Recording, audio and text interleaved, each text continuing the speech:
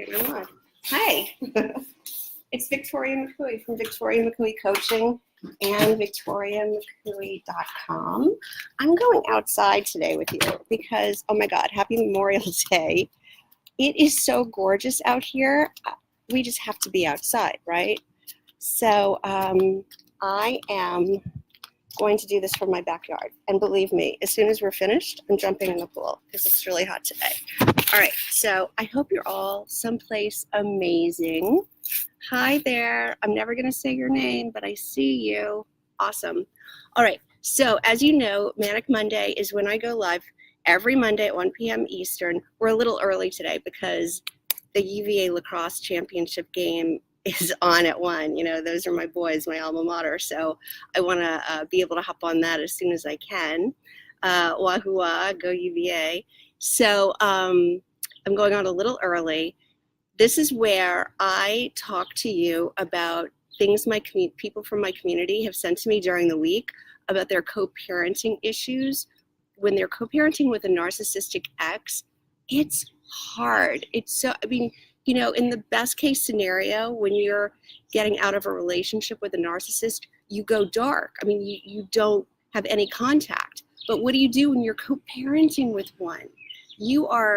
You're stuck. You have to deal with that person until at least until your children are adults, sometimes longer. So yeah, that sucks, right? What do you do?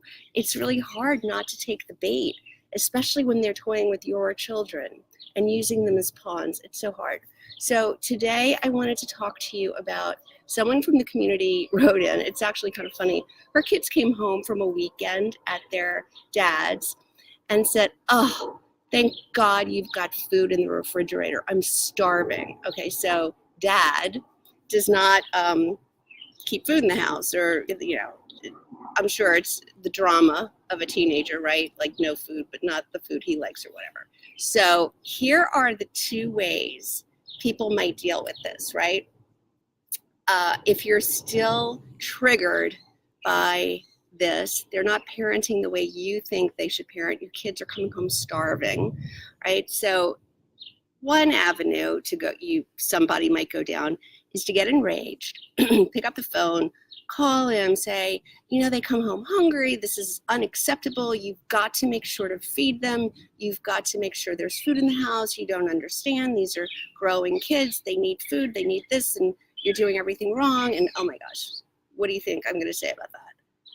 Don't do that. That is just asking to get involved in one of those crazy circular arguments that you are never going to win. He's going to drag you into the crazy, all right? So the other thing some people might do is just start calling their lawyer and having the lawyer write letters saying there's no food in the house, and don't do that either. You're just spending money unnecessarily. You know, you're paying your lawyer, now the lawyer's having to write letters.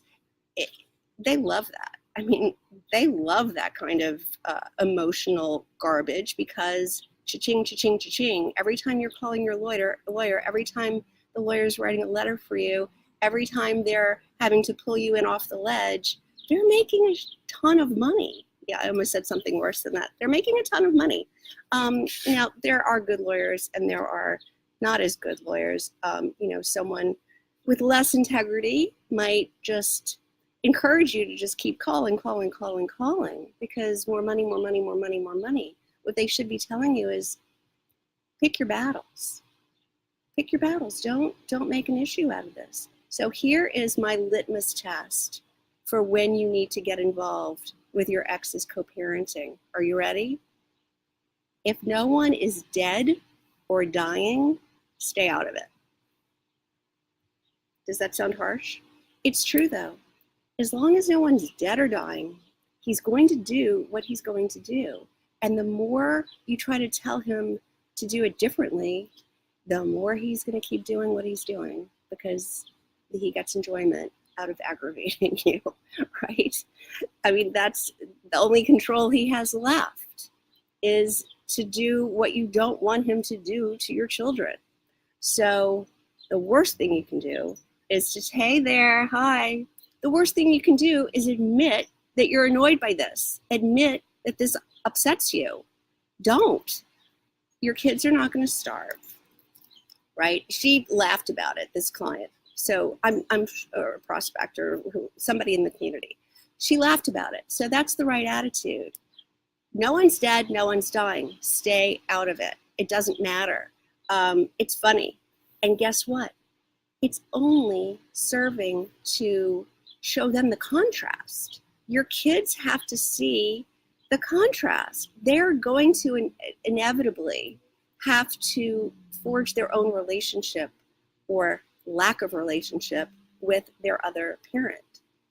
They're going to have to make those decisions themselves. This is informing their decision. He does not make feeding me a priority. He does not make having food in the refrigerator for me a priority. I'm sure it's not that he can't afford food.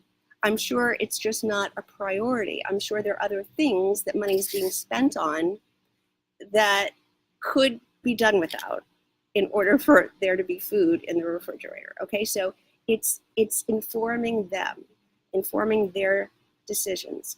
He's not, hi there, everybody. I'm never gonna say your name, but I see you. Thank you for being here.